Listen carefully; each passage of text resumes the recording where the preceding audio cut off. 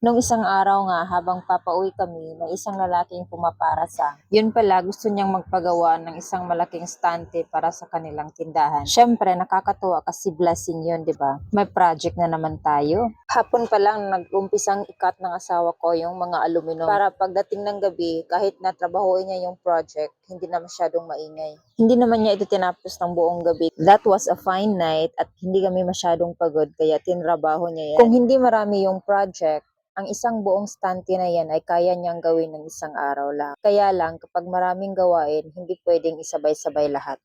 Nahimo na mong banding moment ni nga time, me cutting something and he was doing his work.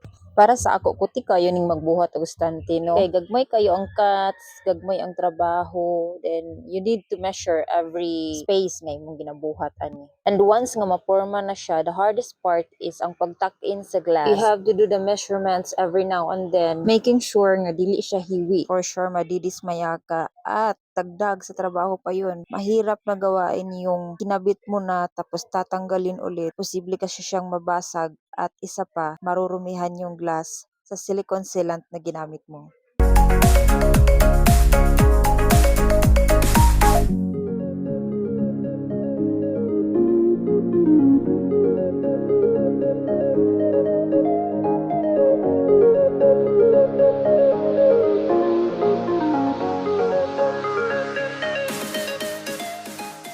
Eto na siya nung kinaumagahan pagkatapos niyang i-fabricate yung frame ng stante.